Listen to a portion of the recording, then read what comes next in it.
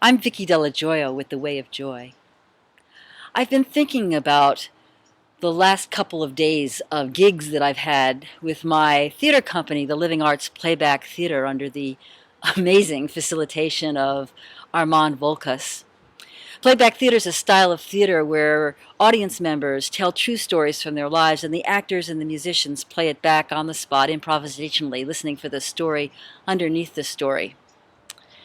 Anyway, some of the stories that I've heard that have stayed in my heart from the last couple days of work include a woman, for example, who I enacted, whose son, 17-year-old boy, was murdered because he was warning his neighbors about gunmen coming to kill them. Or a Vietnam vet who, after coming out of the hospital healing an injury, had acid thrown in his face and lost most of his eyesight. Or a man who connected with a family in the South who had owned his family back in the days of slavery. Or a woman whose grandmother, because of her own oppression, had conveyed a sense of fear or overprotectiveness to her when she was a young child, and she was still carrying that in some ways or working that through in her own life.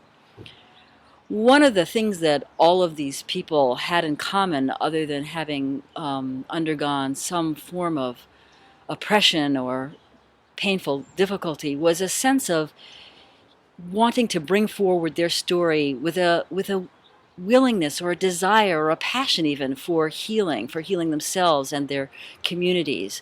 The importance of being able to move into another state so that these stories that had happened became useful to create growth. And so as I stand here and look around my own garden and I see compost happening everywhere, it makes me think about how we as humans have the capacity to compost things ourselves, where we can take our shit that happens, excuse my language, and turn it into fertilizer or something that helps to promote growth.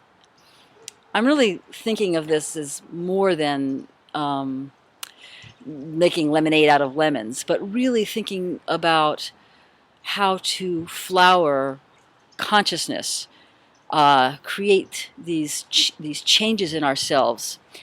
So it makes me wonder, for you, have you undergone any particularly challenging things that you know or can see have contributed to the person that you are today?